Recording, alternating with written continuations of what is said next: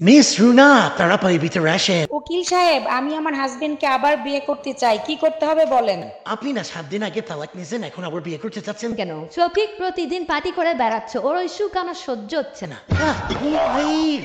মারো মুঝে, মারো মারো মুঝে, মারো মারো। তুমি আমার একটুও ভালোবাসো না, তোমার সাথে আর কোনো কথা নাই। ওরে আমার বাবুটা রাগ করে না সোনা, তুমি সবসময় আমার মনের ভিতরে থাকবা, কারণ আমার স্বামী তোমাকে ঘরে ঢুকতে দিবে না। এবার একটু হাইসে দেখাও। বাবু শুনছো, তোমার ভাই রোমিও বিয়ে করতে রাজি হয়েছে, কিন্তু চায়না মেয়ে ছাড়া বিয়ে করবে না। ভাই রোমিও কি শুরু করলে এটা? দেশে এত মেয়ে থাকতে তুই চায়নার মেয়ে কেন বিয়ে করবি? ভাই, চায়নার মাল সস্তায় পাওয়া যায়, তার চেয়ে বড় ব্যাপার হলো 6 মাসের বেশি টেকে না।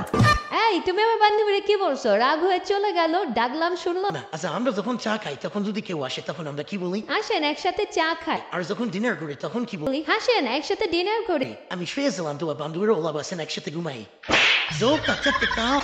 কই তুমি তাড়াতাড়ি এসো, আর আসার সময় গাড়ির চাবি নিয়ে এসো। এই শোনো না, একটা কথা বলবো? হ্যাঁ বল। বলো প্লিজ, না করো না, আজকে গাড়ি আমি চালাই। কই তুমি তাড়াতাড়ি এদিকে এসো, তোমার একটা জিনিস দেখাবো। এখন পারবো না, কুকিং শো দেখতেছি, পরে আসতেছি। কি হবে এত কুকিং শো দেখে? তোমার হাতের রান্না তো খুব তেও খায়। তো প্রতিদিন ইংলিশ মুভি দেখো, আজ পর্যন্ত আমি কোনো কমপ্লেন করছি? ভাইয়া আপনার কাছে নবরত্ন তেল আছে যা মাথায় দিলে মাথা ঠান্ডা হয়ে যায়? জি ম্যাডাম আছে, তারপর টুকু দেবো। এবং আপনি এক কাজ করেন, আমাকে এক বালতি দিয়ে দেন, গোসল করবো, গরম মনে পড়ছে তো তাই। হ্যাঁ, ও এই করে মারো বুঝে, মারো মারো বুঝে।